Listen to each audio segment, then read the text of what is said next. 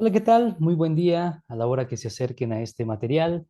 Mi nombre es Eric Torres y nos encontramos en el proyecto de Club de Lectura El Baúl del Artista.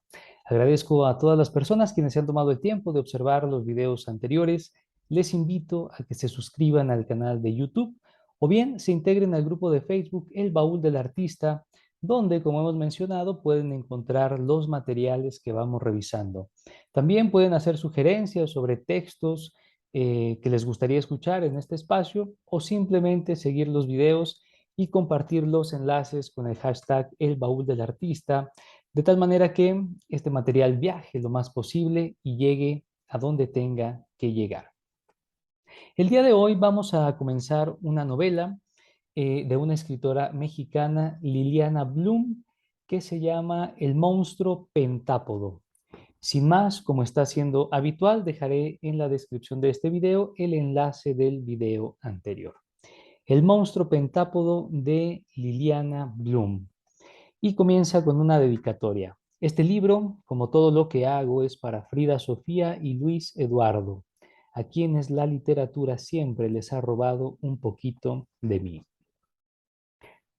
Yo era un monstruo pentápodo, pero te quería.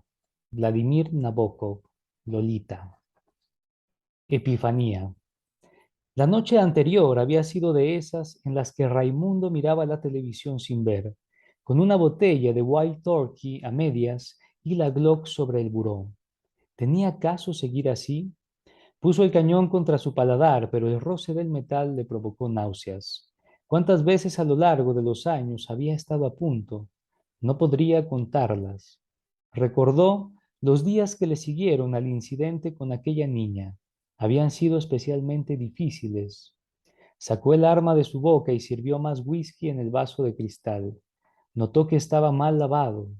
El hielo empequeñecido en proceso de derretirse le pareció una metáfora de su vida. Pensó en llamarle a Julieta, pero abandonó la idea antes de siquiera mover un dedo. No se sentía capaz de escuchar sus discursos de autoayuda. El sol de la mañana se coló denso y pesado por la ventana, como el concreto que bombeaba la Putzmeister a los edificios. La botella de Bourbon descansaba vacía junto al cuerpo metálico de la pistola, aún 14 balas de las 15 del cargador. El único disparo en su vida, la oportunidad de realizar su Raison d'être, tenía eso en común con Raimundo. Las ganas de morir seguían allí. La intoxicación era una realidad dolorosa. Sin calzones, su piel reseca, como si estuviera cubierta por una capa de pegamento, y con una sed insoportable, hizo el esfuerzo de incorporarse. Al mover las sábanas, el hedor a vómito y sexo a solas se integró al de por sí viciado ambiente. Decidió tomarse el día. Para eso era su propio jefe. Horas después, cuando volvió a ser funcional, Raimundo envolvió la Glock en el pañuelo bordado con las iniciales de su madre y la metió dentro de la caja metálica de galletas que guardaba al fondo del buró. Se preparó un consomé de pollo de lata. No le apetecía comer algo sustancioso. Tal vez luego. Se metió a bañar con agua casi hirviendo, se vistió y salió a caminar al centro. Era una tarde limpia y húmeda de primavera, el cielo cubierto por nubes de tormenta y atravesado por rayos de sol, mucho tráfico y gente arremolinándose en los cruces de las aceras. Aunque su cuerpo había regresado a la normalidad, su cerebro seguía empantanado, pus mental. Se sentía con ánimos de matar a quien fuera solo porque sí. Ni siquiera habían pasado 24 horas de que hubiera considerado el suicidio como una buena idea. ¿Qué diferencia haría si lo hubiera hecho? Un muerto más, un muerto menos. No iba a romperse ningún equilibrio ecológico. Si algo sobraba en el planeta eran los seres humanos. Se plantó frente a San Agustín y miró a su alrededor. A donde quiera que posara sus ojos, Raimundo veía muerte. Las calles atestadas de cadáveres caminantes que bajaban a borbotones del transporte público y atravesaban de un lado a otro como vacas idiotas sin considerar los cruces peatonales. ¿Cuál era el propósito de aquellas vidas? Realizar las funciones fisiológicas, no más. En 100 años no habría rastro de ninguno de ellos, si acaso las amalgamas de sus muelas, retazos de ropa, huesos por aquí y por allá. ¿Valía la pena? Raimundo pensó que necesitaba una señal. Era preciso que algo, alguien, le permitiera saber si debería intentarlo una vez más o si era mejor acabar con todo. Porque resignarse a vivir así, una existencia estéril, reprimirse hasta el día que muriera, no podía seguir siendo una opción. Cerró sus ojos del mismo color que la banqueta y tras un momento los reabrió. Frente a él, una escuela de natación. Había caminado sin fijarse hasta que salió del centro y se encontró en una colonia más o menos vieja, otrora de alcurnia y, en la actualidad, devaluándose sin remedio. Tomó la decisión en automático y entró. La transición del brillo solar del exterior a la sombra del local cegó su visión por un instante. Una infinidad de gorritos de caucho de diferentes colores se movían en el agua como una plaga de reptiles ovoides. La luz que se colaba sesgada por las ventanas altas y rectangulares parecía estar cubierta de polvo. El olor a cloro disfrazaba el sudor infantil y el perfume femenino. Raimundo se quedó inmóvil por un momento. Tragó saliva. No podía creerlo. ¿Quién diría que esa tarde, justamente tras lo de anoche, iba a tener esta visión? Era ella. El corazón de Raimundo golpeó sus costillas como quien busca abrir una puerta por la fuerza. La sangre en sus arterias se aceleró y llegó hasta el último resquicio. Su cara se encendió con una fiebre instantánea. Un mareo leve lo recorrió con dulzura y no pudo sino cerrar los ojos. La visión permaneció intacta en su mente. La erección firme fue casi inmediata y su turgencia lo revitalizó. Al abrir los párpados la encontró todavía más bella, tanto que por un segundo olvidó en dónde se encontraba. Era imposible pensar o hacer cualquier otra cosa. Su cuerpo y mente convergían en ella.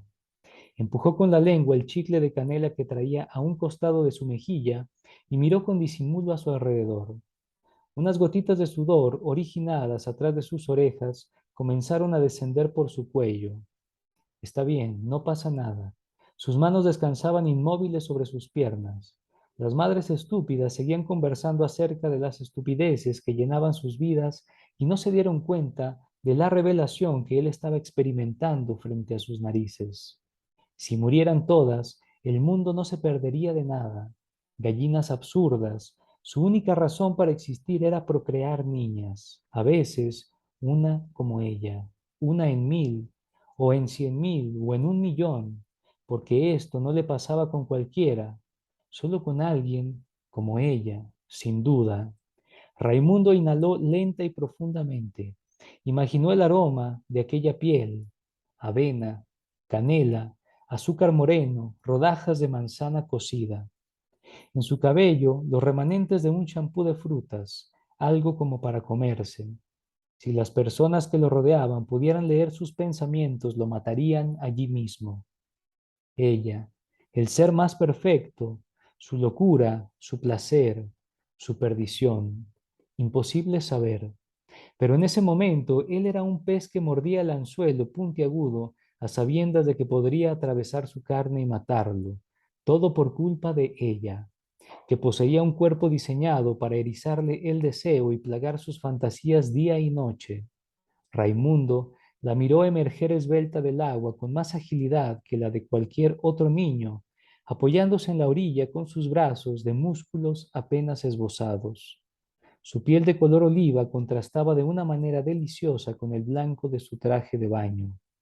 Unos rizos oscuros y húmedos se asomaban por abajo de la gorra de silicón en forma de pez, a la altura de su nuca. Esa nuca breve que él podría besar, morder, hasta la eternidad.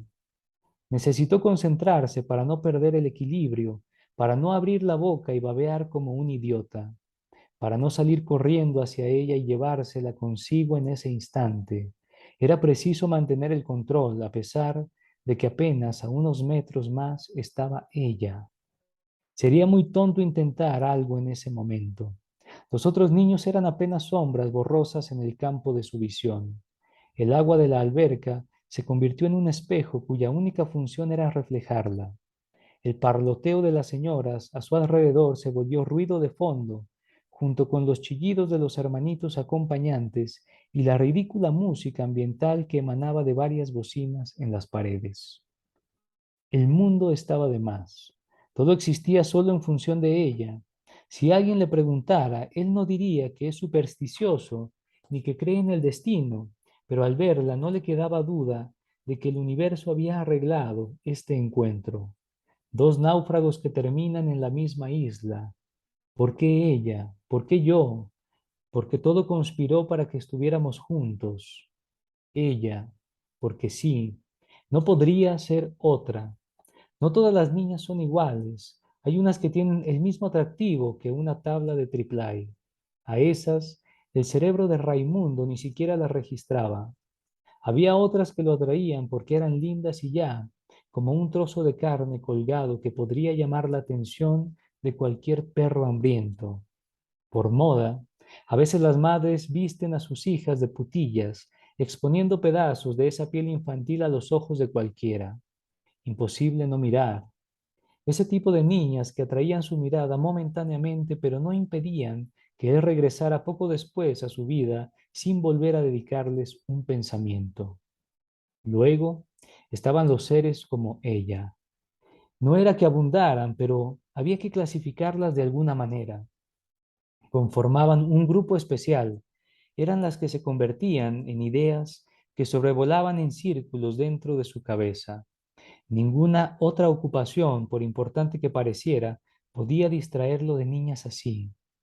No eran comunes, tampoco el equivalente a la aguja en el pajar, más bien esporádicas, improbables, magnéticas, tréboles de 4 hojas, aquellas que poseían la capacidad de transformarse en una fantasía recurrente que no se limitaba a las horas de sueño, una fantasía de tiempo completo, un delirio, ella, su corazón, un motor sobrerevolucionado.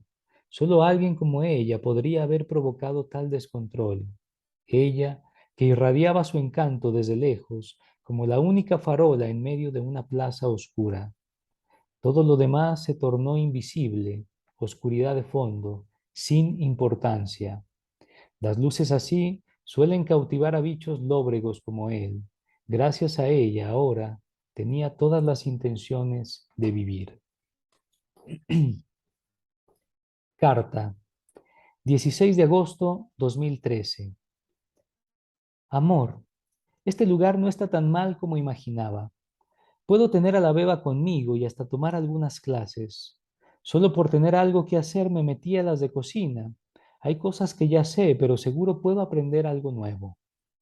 Empezamos con platillos fáciles y luego seguiremos con algunos más complicados. La que nos da la clase es una señora muy fina, un poco mayor. Siempre me imagino tantas cosas de la gente de aquí, pero pocas veces se sabe la verdad. Se ve que es buena persona y que es amable con todo mundo. Su familia le hace llegar los ingredientes y ella no nos cobra nada. Dice que lo hace para pasar el tiempo. Verás que me voy a convertir en una cocinera. Ya sé que tú te comías lo que yo preparaba, pero que te sabía a comida de hospital. Uno se queja de esas cosas y de pronto se da cuenta de que no son lo peor, como la comida de las cárceles. Nadie sabe qué tiene hasta que lo ve perdido, decía mi madre. Ella viene a visitarme a veces, me trae pañales y leche para la beba, la carga y se maravilla de que sea normal. Dice que es una señal de que Dios nuestro Señor me ha perdonado. Le saca fotos para enseñárselas a mi papá. Él no quiere verme. Cree que yo también hice cosas, que soy igual que tú, pero mi mamá dice que en cuanto salgamos y la tenga en sus brazos, tal vez me comprenda o al menos se olvide de esa parte de mi vida. También estoy aprendiendo cerámica. Me gusta mucho. Ya hice varias macetas y unas palomas bien bonitas que pinté de colores. Ahora estoy trabajando en un gnomo de jardín como el que tú tenías. Nadie sabe, pero lo moldeo pensando en aquel otro. Tiene su barba, cinturón grueso y gorrito picudo. Eso les causa mucha gracia a todas. Me sugieren que haga una enanita para que sea su esposa. Yo no me ofendo, como si no estuviera acostumbrada. Cosas peores me han dicho y además ellas no lo hacen con mala intención. Me alegro de que me acepten y me traten bien. Hay una que se llama Roxana que me pide permiso para cargar a la beba. Yo se la presto, pero cada vez que la toma en sus brazos se suelta a llorar. Es que se acuerda de sus hijos. Otras mujeres me dicen que no se la preste, que Roxana mató a uno de sus niños. Según ella fue un accidente, pero que nadie le cree. Yo la vigilo, nunca la dejo sola, pero me da lástima verla llorar. Yo sí pienso que los hijos tienen el poder de hacernos mejores personas. ¿Y tú? Uno de los requisitos que me pusieron para salir es ir con la trabajadora social, que en realidad es una psicóloga. Me pregunta mucho por ti, por nuestra relación. Trata de no hacer comentarios ni de juzgarme, pero se le nota clarito que no entiende cómo pude estar contigo, amarte. Pone una cara de sorpresa si le digo que todavía te amo, que eso nunca va a cambiar, que lo que hice fue porque también amo a mi hija y por eso no me deja de doler. Es una culpa muy rara, lo sé, como si me jalaran de los brazos hacia los lados. Yo espero que ella me ayude a salir de esto, porque hay días en que no puedo dejar de pensar y me pregunto si de verdad hice lo correcto. Sobre todo al escuchar cómo son las prisiones masculinas y lo que les hacen a los hombres como tú. Ella me presiona para que le explique, porque dice que no logra entender. Yo lo intento, pero ni siquiera yo misma lo comprendo. Ayer le conté que ningún hombre en sus cinco sentidos saldría conmigo, que cuando te conocí yo tenía 37 años y nunca había tenido novio, amante, pretendiente, ni siquiera un viejo verde que me gritara alguna vulgaridad. Nadie que me deseara, mucho menos que me amara. Soy un pequeño monstruo que tal vez pueda causar risas y simpatías, pero jamás amor y deseo. Por eso, una parte de mí también dudaba de tus sentimientos. Esa parte que me ha ayudado a sobrevivir hasta ahora, la prudente, la desconfiada. Podría ser que yo te resultara atractiva de cierta manera. Quiero creer que por fin alguien se fijaba en mi personalidad y descubría que yo también tenía mi encanto. Yo misma no lo sabía, claro, porque nadie se había tomado el tiempo para conocerme y decírmelo, y actuabas como si no tuviera ninguna cualidad. Un círculo vicioso. Pero tú habías dado ese pequeño paso y sin querer encontraste algo que siempre estuvo allí. Eso me lo decía la otra parte, la que me llevaba a tomarme fotos en el baño, subida en un banquito y a fantasear con que era linda. Es solo que decidí escuchar a esta segunda voz, le dije a la psicóloga. Ella me miró con una mezcla de pena y desprecio, pero intentó sonreír. Se había acabado la hora. Me dejó de tarea reflexionar sobre el momento exacto en que yo decidí dar ese paso contigo. Eso es casi imposible, le dije. Es como elegir un granito particular de arroz de toda una olla.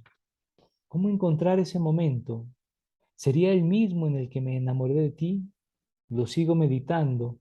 Aquí lo que me sobra es tiempo para eso, pero no puedo. No he podido aún. Traté de explicárselo. Entonces se le ocurrió que podría escribir un diario. A lo mejor así tendré más confianza para expresarme y podré recordar más cosas. Según ella, la terapia presencial me pone muy nerviosa y eso no me deja pensar claramente. No parece mala idea. Se lo comenté a mi mamá en su visita y ella bien linda me llevó al día siguiente un cuaderno con una mafalda en la portada. Me gustaba mucho esa tira cómica porque todos los niños eran muy pequeños y le llegaban a la rodilla a los adultos como si fueran enanos. También me dejó una pluma con tinta morada, mi color favorito. Me voy. Necesito amamantar a la beba y apurarme porque me tocan los trastes de la cocina. No es tan malo como suena, está calientita y huele rico. Casi no quiero preguntar, ¿cómo estás tú por allá? Sé que mis cartas te llegan. Me lo dijo una custodia que es prima de uno de los custodios de allá. Lo que no sé es si tú no puedes escribirme de vuelta porque a lo mejor ni papel tienes. O quizá porque no quieres saber nada de mí. Me contento con saber que me lees y me gusta fantasear con que me piensas un poquito. Yo te amé como a nadie, de verdad. Te sigo amando. Eso nunca lo dudes. Es solo que las cosas pasaron así. Era difícil que terminaran de otra manera. Tuya siempre, Aimé. Desearía que todas las niñas pequeñas pudieran ser así, dijo él, que se quedaran así para siempre, que nunca crezcan y se vuelvan eso en que se convierten. Elizabeth Scott, Niña muerta viva. Capricho. Durango se convirtió en otra ciudad desde que Raimundo vio a la niña por primera vez. Un hombre diferente caminando ahora por sus calles. Así es la vida, nunca se sabe cuándo será el día. Iba de la construcción en la que trabajaba a encontrarse para comer en el centro con un arquitecto que buscaba empleo. En cierto momento, sin saber por qué, decidió desviarse y pasar cerca de un colegio, el Teresa de Ávila, de monjas, solo para señoritas. ¿Fue la intuición o un regalo del destino? Él conocía todas las escuelas públicas y privadas de la ciudad con sus diferentes horarios de salida.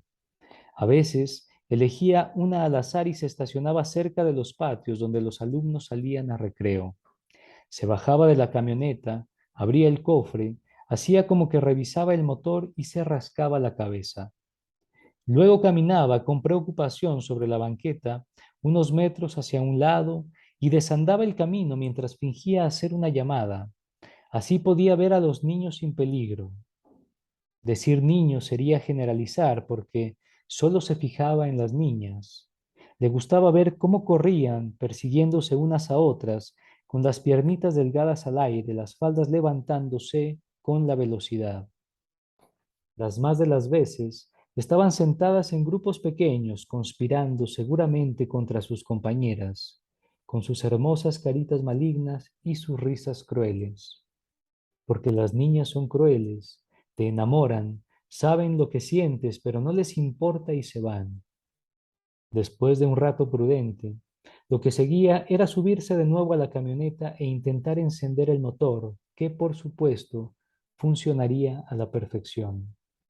El momento de irse. No estaba de más ser cuidadoso con estas cosas, como cambiar de escuela para no volverse una figura recurrente y llamar la atención de algún guardián de la moral, casi siempre alguna abuela mal pensada o una señora entrometida. En otras ocasiones, en lugar de estacionarse a la hora del recreo, pasaba a la hora de la salida, manejando muy despacio, lo preciso para mirar como si buscara a su propio hijo en la escuela. El tráfico que enloquece a todos los padres que quieren salir pronto de allí, los claxonazos, el caos, eran sus aliados. Satisfecho, volvía al trabajo con suficientes imágenes de niñas que usaría en cuanto tuviera un momento de calma y soledad. Pero ese día, Raimundo varió su método por primera vez en años. Se estacionó a unas 4 cuadras del colegio y caminó hasta allá como si nada. Ya muchas madres bloqueaban la calle estacionadas en doble fila y una cantidad considerable de tutores autorizados para recoger a los niños, abuelos y choferes de transporte escolar compartido se apiñaban contra la reja principal. La campana de la salida sonó al fin. Un minuto más tarde, las niñas comenzaron a brotar por las puertas de los salones, inundando los pasillos. Pensó en un programa de televisión en el que las termitas fluían iracundas al ver derribados sus termiteros. Las más pequeñas fueron las primeras en llegar hasta los barrotes para formarse en grupos amorfos, buscando con la vista a quien venía por ellas. Raimundo esperó. No le gustaban demasiado jóvenes. Aún eran cabezonas y de extremidades gruesas y suaves, como si no terminaran de superar la etapa de bebés. Larvas. No estaban listas todavía. Tampoco le apetecían las entradas en la pubertad. Les empezaba a cambiar el contorno del cuerpo y no existía nada más repugnante que esos pezones con forma de cono que se levantaban debajo de sus blusas. Su tipo eran las niñas delgadas, atléticas, de facciones finas, ni muy blancas ni muy morenas. Las prefería en el rango de los 5 a los 9 años. Niñas auténticas, no bebés grandes ni mujercitas en proceso. Si Durango le había regalado a los mortales a la mujer más bella del mundo, Dolores del Río, era lógico que de esta tierra salieran frutos similares. Iba a regresarse para no llegar tarde a la cita con el arquitecto, pero de pronto apareció aquella criatura hermosa, la que había visto en la escuela de natación. Ella, el oasis en su vida, su nueva razón. ¿Era esto una casualidad? Que este colegio resultara justamente el suyo y que una intuición de Raimundo lo guiara a ese lugar no era fortuito. No podía serlo. Era más bien como si alguien lo hubiera conducido hasta ella, el destino, porque resultaba tan apegada a sus gustos como si la hubiese mandado pedir por catálogo. Había una compañía japonesa que fabricaba muñecas simulando nenas menores de 5 años, sobre pedido, para hombres como él. La idea era evitar crímenes reales, apelando a un sustituto al cual no se le podía hacer daño, y en caso de que así fuera bastaba con ordenar un reemplazo. Pero nunca sería lo mismo. Ella, en cambio, era de carne y hueso. ¿Cómo podía ser posible tanta belleza? Totalmente su tipo, con todas las especificaciones según su necesidad, igual que la maquinaria para construcción. La siguió con la mirada y luego con los pasos. No fue una decisión pensada, fue parecido a comprar algo en oferta por impulso. Se detuvo cuando una mujer con el cabello teñido de rojo la recibió en la puerta. Intercambiaron algunas palabras que él no pudo escuchar. Cargó la mochila de la nena y tomándola de la mano, la encaminó hasta un carro color plata que estaba estacionado bloqueando el paso a otros. No supo cómo reaccionar. ¿Qué hace un oso que se topa con un salmón gigante? Cazarlo, claro. Salivar e intentar hacer lo suyo, pero no estaba loco. Se obligó a regresar hasta donde había estacionado su camioneta. En lugar de caminar, sentía que flotaba sobre la banqueta. A pesar de que no podía hacer nada más, iba feliz. Se subió, prendió la radio y tarareó una de las canciones de moda, golpeteando el volante con los dedos. Se encaminó hasta el restaurante de la cita. Bajó la ventanilla, encendió un cigarro y se prometió seguir ese carro plateado al día siguiente. Antes de que terminara la semana, ya sabía la dirección de la casa, había confirmado los horarios de la clase de natación y algunas actividades que todavía no estaba seguro si eran esporádicas o frecuentes. ¿A quién podía causarle molestia si se daba una vuelta únicamente para mirar? Bien, vamos a dejar nuestra lectura hasta aquí. Este es el primer fragmento de El monstruo pentápodo de Liliana Bloom. Ojalá que lo disfruten. Gracias, nos vemos la próxima.